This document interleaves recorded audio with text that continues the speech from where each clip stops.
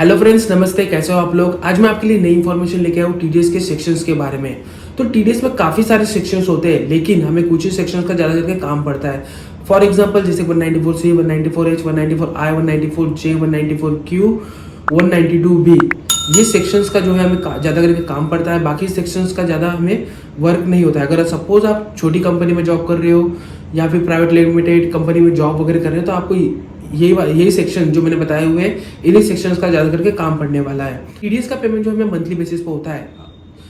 हर महीने में हम जितना भी टीडीएस डिडक्ट करेंगे, उसका पेमेंट जो है हमें मंथली बेसिस पे करना पड़ता है। हर महीना क्लोज होने पर जो नेक्स्ट मंथ है 7 तारीख, वो क्लोजिंग डेट रहती है, यानी 7 तारीख तक हमें टीडीएस का पेमेंट जमा करना पड़ता है। लेकिन जो मार्च महीने का पेमेंट है, उसके लिए हमारी जो ड्यू डेट है वो 30 अप्रैल रहती है।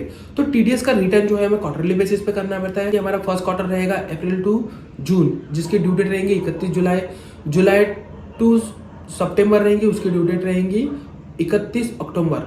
अक्टूबर टू दिसंबर जो हमारा थर्ड क्वार्टर रहेगा, उसकी ड्यू डेट रहेगी 31 जनवरी। और जो हमारा फोर्थ क्वार्टर है जनवरी टू मार्च, उसकी ड्यू डेट रहेंगी 31 मई।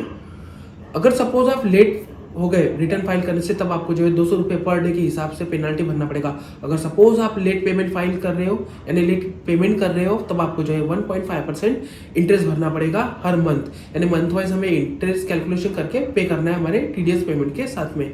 तो टीडीएस का पेमेंट जो ऑफलाइन भी कर सकते हो, ऑनलाइन भी कर सकते हो। तो उसके लिए हमें जो है 281 चालान यूज करना पड़ेगा। ऑफलाइन करोगे तब भी आपको जो है 281 डाउनलोड करके उसमें डिटेल भरनी है, आपकी टैन की डिटेल भरनी है, और किस असेसमेंट ईयर के आप अगेंस्ट में आप पेमेंट कर रहे हो, किस सेक्शन के अगर अगेंस्ट में आप पेमेंट कर रहे हो। फिर आपने जितना टीडीएस मतलब कलेक्ट किया हुआ है, डिडक्ट किया हुआ है, उतना अमाउंट, अगर सपोज आप इंटरेस्ट वगैरह भर रहे हो तो इंटरेस्ट का फिगर आपको डालना पड़ेगा। अगर सपोज आप लेट रिटर्न फाइल कर रहे हो, जो है पेनल्टी वाला अमाउंट डालना है, उसको पेमेंट करना है। आफ्टर पेमेंट आपका 3 दिन के बीच में आपके टैन में जो है आपने जो पेमेंट किया हुआ है वो आपको शो हो जाएगा। उसके बाद में आप रिटर्न फाइल कर सकते हो। तो रिटर्न फाइल करने के लिए हमें जो 2 फॉर्म दिए रहते हैं, एक 24Q और एक 26Q। तो 26Q जो है नॉन सैलरी के लिए है और 24Q जो है वो सैलरी के लिए है। तो टीडीएस में जो है काफी सारे सेक्शन दिए हुए रहते हैं, जैसे कि 194I। तो 194I जो है वो रेंट के लिए रहता है। अगर सपोज आपने किसी मशीनरी हायर की होंगी या व्हीकल्स हायर की होंगी, तब आपको जो है 194I के इसमें 2% टीडीएस काटना है। यानी आप जब भी जिस भी पार्टी से आपने रेंट में लिया होगा, तो आपको जो है जब भी आप पेमेंट करोगे, तब आपको जो है 2% टीडीएस काट के पेमेंट करना है। अगर सपोज आपने लैंड या फिर कोई रूम वगैरह रेंट पे लिया होगा, तब आपको जो है उसका 10% टीडीएस काट के पेमेंट करना है। तो जो 194I की जो लिमिट रही है वो रहती है 2,40,000 रुपये। अगर सपोज 2,40,000 रुपये के भी ऊपर आपने पेमेंट किया हुआ है किसी पर्सन को, जिससे आपने मशीनरी वगैरह या फिर रूम वगैरह हायर किए होंगे, अगर उसका जो पेमेंट का अमाउंट जो है वो 2,40,000 से ऊपर जाता है, तब आपको जो है 10% 2% जो है टीडीएस काटना है। जो हमारा नेक्स्ट सेक्शन है वो है 194A। सपोज आप इंटरेस्ट पे कर रहे हो, यानी आपने अपने बिजनेस में अनसिक्योर्ड इंटरेस्ट लिया हुआ है, या फिर आपका सिक्योर्ड लोन है किसी फाइनेंशियल इंस्टीट्यूट से। अगर सपोज आप इंटरेस्ट पे कर रहे हो 5,000 से ऊपर एनुअली, यानी इसकी जो लिमिट दी हुई रहती है 5,000 रुपये। अगर सपोज आप एनुअली 5,000 से ऊपर का इंटरेस्ट पे कर रहे हो, तब आपको जो है उस केस में 10% टीडीएस काटना पड़ेगा। यानी अनसिक्योर्ड लोन, अनसिक्योर्ड पार्टीज वगैरह, या फिर आपने परचेस किया होगा किसी पार्टी से और आपने लेट पेमेंट किया होगा, तब सामने वाली पार्टी आपको इंटरेस्ट चार्ज करेंगी। आपने अनसिक्योर्ड लोन लिया हुआ है तो सामने वाली पार्टी को आपको इंटरेस्ट पे करना होगा। अगर सपोज आप 5,000 से ऊपर का इंटरेस्ट पे कर रहे हो, तब आपको टीडीएस काटना है। सिक्योर्ड लोन में आपकी जो ईएमआई जाएगी, आपको तभी जो है उसका टीडीएस का डिडक्शन करना है। अगर सपोज आपकी ईएमआई जा रही है और आपने जो है 5,000 से ऊपर का इंटरेस्ट पे कर दिया है, तब आपको जो उसका टीडीएस काटना चाहिए। आपने जितना भी एनुअली जितना भी क्वार्टरली इंटरेस्ट भरा होगा, उस पर आपको टीडीएस काटना है। तो ईएमआई होने की वजह से आप इंटरेस्ट का मतलब टीडीएस का डिडक्शन नहीं करोगे, तब आपको जो है आपका एक्चुअल में जितना इंटरेस्ट पर निकलता है टीडीएस आपको भरना है। और जो फॉर्म नंबर 16 वगैरह डाउनलोड करके, यानी आप जब रिटर्न फाइल करोगे उस फाइनेंशियल इंस्टीट्यूट के अगेंस्ट में, आपको उसका फॉर्म नंबर 16 डाउनलोड करना है और जो है जो फाइनेंशियल इंस्टीट्यूट है वहाँ पे सबमिट करना है, तब आपको जो है रिफंड मिल सकता है। तो इस प्रकार से जो है हमें 194A में टीडीएस काटना है। सपोज कोई अनसिक्योर्ड पार्टी आपको फॉर्म नंबर 15 देती है कि मतलब डिक्लेरेशन कर देती है कि हम जो है इनकम टैक्स रिटर्न फाइल नहीं करते, तब आपको जो है उसका टीडीएस नहीं काटना है। वो डिक्लेरेशन लिख के देंगे कि मैं जो है इनकम टैक्स रिटर्न फाइल नहीं करता हूँ या नहीं करती हूँ, तब आपको जो उसका टीडीएस नहीं काटना है।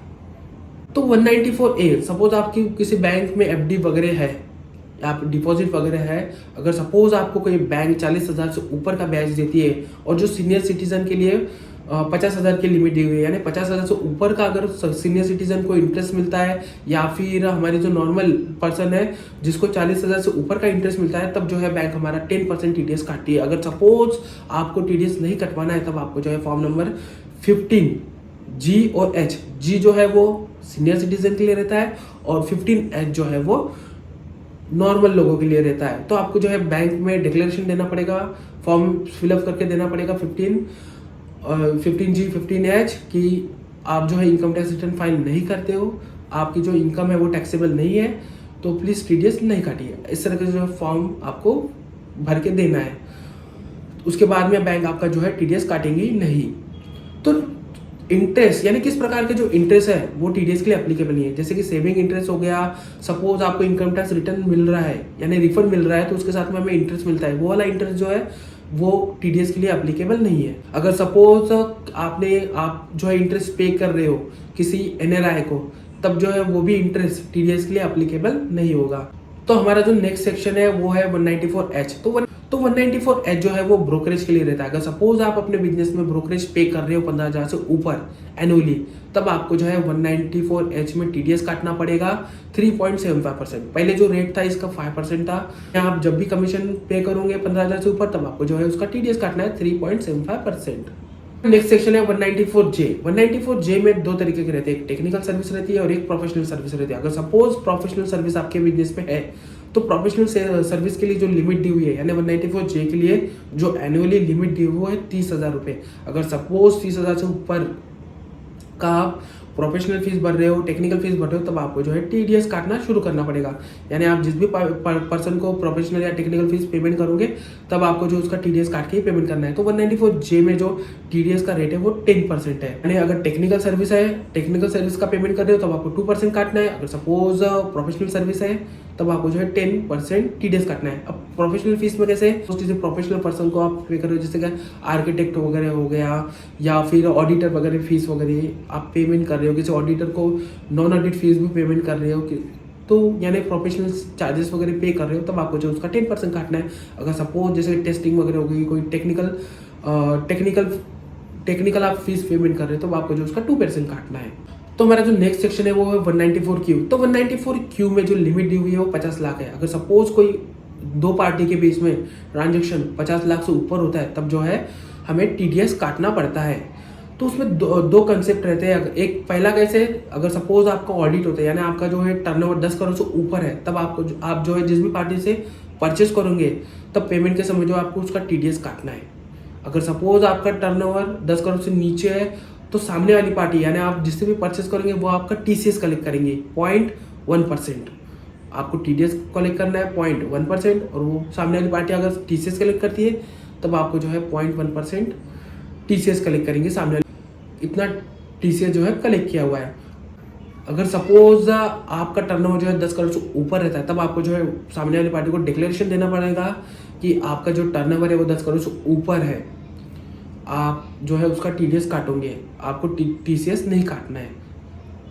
या आप जो भी बड़ी बड़ी पार्टीज है, जैसे कि सीमेंट वगैरह आप परचेस करते हो, जो भी बड़ी बड़ी पार्टीज वगैरह है, वो तो सबसे पहले यही डिक्लेरेशन आपके लिए बोलेंगे। अगर सपोज आपका टर्नओवर जो है वो 10 करोड़ से ऊपर है, अगर नहीं भी है तो भी आप हमें जो है इन्फॉर्म करो। तो इस तरीके से जो आपको डिक्लेरेशन फॉर्म देना है, और 50 लाख के ऊपर आपका अगर ट्रांजेक्शन होते हैं, तब आपको जो है उसका टीडीएस काटना है, या फिर सामने वाली पार्टी आपका टीसीएस काटेंगे। अगर सपोज आपका टर्नओवर जो है 10 करोड़ से नीचे है, तो टीडीएस हम कैसे निकालेंगे, यानी सपोज आपका बीच का जो है ट्रांजेक्शन वो 60 लाख हो चुका है, तो 50 लाख तक जो है हमें एग्जेम्प्ट है, यानी टीडीएस नहीं काटना है, टीसीएस नहीं कलेक्ट करना है 50 लाख तक। जो 50 लाख के बीच यानी 60 लाख के यानी जो 10 लाख की जो गैप होती है, उसमें हमें टीडीएस और टीसीएस कलेक्ट करना है। तो अब जो हमारा नेक्स्ट सेक्शन है 192 अब 192 जो है वो सैलरी के लिए रहता है। अगर सपोज आप गवर्नमेंट एम्प्लॉइज वगैरह है, तब आपका जो गवर्नमेंट है आपका टीडीएस कलेक्ट करेगा आपके सैलरी से, और जब वो पेमेंट करेगा तो 192 ए में करेगा। अगर सपोज आप प्राइवेट एम्प्लॉइज हो, तब आपका जो है टीडीएस 192 बी में कटेगा। यानी अगर प्राइवेट एम्प्लॉइज का टीडीएस कट रहा है तब जो है 192 बी में कटेगा, अगर सपोज गवर्नमेंट एम्प्लॉइज है तब 192 ए में कटेगा। तो इनकम टैक्स के स्लैब के हिसाब से इसमें टीडीएस कटता है। अगर सपोज आपकी सैलरी टैक्सेबल है और इनकम टैक्स आपका जितना आएगा, यानी आप जब इनकम टैक्स कैलकुलेट करोगे, चाहे वो न्यू टैक्स स्लैब से हो या ओल्ड टैक्स स्लैब से हो, जितना भी आपका इनकम टैक्स आएगा उतना ही आपको जो है टीडीएस काटेगी। यानी आप जिस भी कंपनी में जॉब कर रहे हो वो वाली कंपनी आपका उतना ही टीडीएस काटेगी जितना आपका एक्चुअल इनकम टैक्स आता है। यानी उसका कैलकुलेशन भी उसी प्रकार से होगा जैसे कि इनकम टैक्स का होता है। तो सपोज आप किसी कंपनी में जॉब कर रहे हो, अगर आपकी टैक्सेबल सैलरी है तब आपको जो है उस कंपनी को आपका इन्वेस्टमेंट की डिटेल्स वगैरह सारी देनी पड़ेंगी, ताकि वो प्रॉपर तरीके से आपका जो है कैलकुलेशन करे और आपका टीडीएस जो है एक्चुअल काटे, कुछ ज़्यादा भी नहीं। यानी आपका जो टीडीएस है वो एक्चुअल काटे, ज़्यादा नहीं काटे। यानी आपको जो है अगर सपोज आपका टैक्सेबल सैलरी है, आप किसी कंपनी में जॉब कर रहे हो, तब आपको जो उसका इन्वेस्टमेंट वगैरह की डिटेल देनी चाहिए। तो हमारा जो नेक्स्ट सेक्शन है वो है 194C। तो ये काफ़ी मैंडेटरी सेक्शन है। अगर सपोज आपके बिजनेस में जैसे कि मेस एक्सपेंस हो गया, सब कॉन्ट्रैक्टर एक्सपेंस हो गया, या फिर कोई जैसे कि फैब्रिकेशन वर्क वगैरह हो गया, यानी जो वेल्डिंग वगैरह वर्क करते हैं, जो अगर सपोज आपके बिजनेस में ट्रांजेक्शन हो रहे हैं तब आपको जो है 194C में उसका टीडीएस काटना है। तो 194C के लिए जो लिमिट है वो 1 लाख रुपए की है। और अगर सपोज आप सिंगल पेमेंट 30,000 से ऊपर का पेमेंट करते हो किसी पार्टी को, तब आपको जो है उसका टीडीएस काटना है। और 1 लाख से ऊपर अगर सपोज टुकड़ों में ट्रांजेक्शन हो रहे हैं, 1 लाख साल भर में 1 लाख रुपए अगर उसके ट्रांजेक्शन होता है, तब आपको जो उसका टीडीएस काट के ही पेमेंट करना है। 94C में अगर सपोज आपके बिजनेस में पहले बिल सबमिट होता है, यानी आप किसी बिजनेस में मतलब आप किसी के साथ में ट्रांजेक्शन्स कर रहे हो, जैसे कि कॉन्ट्रैक्ट वगैरह हो गया या मेस एक्सपेंस वगैरह, यानी इस तरह के जो आपके बिजनेस में ट्रांजेक्शन्स हो रहे हैं, अगर सपोज सामने वाली पार्टी पहले बिल सबमिट करती है तब आपको जो उस पर टीडीएस काटना है। अगर सपोज आप पेमेंट पहले कर रहे हो, एडवांस में पेमेंट कर रहे हो, तब आपको जो है उस पर टीडीएस काटना है। यानी विच एवर इज फर्स्ट, अगर सपोज बिल पहले है या फिर पेमेंट पहले, तो आपको उस पर टीडीएस काटना है। अगर सपोज आप एडवांस पे कर रहे हो, यानी अगर सपोज सामने वाली पार्टी का 1 लाख का बिल आने वाला है और आप पहले एडवांस पे 50,000 रुपये भरते हो, तब आपको जो उसके पहले 50,000 रुपये में टीडीएस काटना है। फिर जब बिल आएगा 1 लाख रुपये का, तब आपको जो है वो 50,000 रुपये माइनस करके जितना भी अमाउंट बचता है उस पर आपको टीडीएस कैलकुलेट करना है, यानी टीडीएस डिडक्ट करना है। इस प्रकार से जो है आपको 194C में टीडीएस काटना है। और सी में जैसे कि आपको अगर सपोज कोई कंपनी वगैरह का पेमेंट कर रहे हो, तब आपको 2% काटना है। अगर सपोज आप नॉन कंपनी यानी इंडिविजुअल या एचओएफ को पेमेंट कर रहे हो, तब आपको 1% काटना है। और उसकी जो लिमिट दी हुई रहती है 1 लाख रुपए की रहती है। अगर सपोज 1 लाख रुपए से ऊपर का ट्रांजेक्शन हो रहा है, तब आपको टीडीएस काटना है। अगर सपोज सिंगल पेमेंट आप 30,000 से ऊपर पेमेंट कर रहे हो, तब आपको जो है उसका टीडीएस काटना है। 194H में 15,000 की लिमिट दी हुई है। अगर सपोज 15,000 से ऊपर का आप कमीशन पे कर रहे हो, तब आपको जो उसका टीडीएस काटना है 3.75%। अगर सपोज बिलो है तो आपको टीडीएस नहीं काटना है। 194Q में 50 लाख के ऊपर अगर ट्रांजेक्शन हो रहे हैं, तब आपको टीडीएस काटना है, टीसीएस कलेक्ट करना है। अगर सपोज 10 करोड़ से ऊपर आपका टर्नओवर है, तब टीडीएस काटना है। 10 करोड़ से नीचे तो सामने वाली पार्टी आपका टीसीएस कलेक्ट करेंगी। और 192B जो है आपका सैलरी का रहेगा, इनकम टैक्स के स्लैब के हिसाब से आपका टीडीएस कटेगा। टीडीएस डिडक्ट कर रहे हो, तो आपको जो है सामने वाले पार्टी के पैन नंबर में जमा करना पड़ेगा। अगर सपोज सामने वाले पार्टी के पास में पैन नंबर नहीं है, तब आपको जो है उसका 20% टीडीएस काटना है और रिपोर्ट करना है। आपको आपकी जो आप टीडीएस रिटर्न करोगे उसमें आपको रिपोर्ट करना है कि फॉलोइंग पार्टी के अगेंस्ट में आपने जो है 20% टीडीएस कलेक्ट किया हुआ है। आपको मेंशन करना पड़ेगा रेट वहाँ पे। टीडीएस का रिटर्न जब हम फाइल करते तब हमें जो उसमें हम जितने भी पार्टी का डिडक्ट करेंगे, जिस भी सेक्शन से अगर हम डिडक्ट करेंगे, उसका जो हमें यहाँ पे रेट मेंशन करना पड़ता है। तब आपको जो वहाँ पे 20% मेंशन करना है।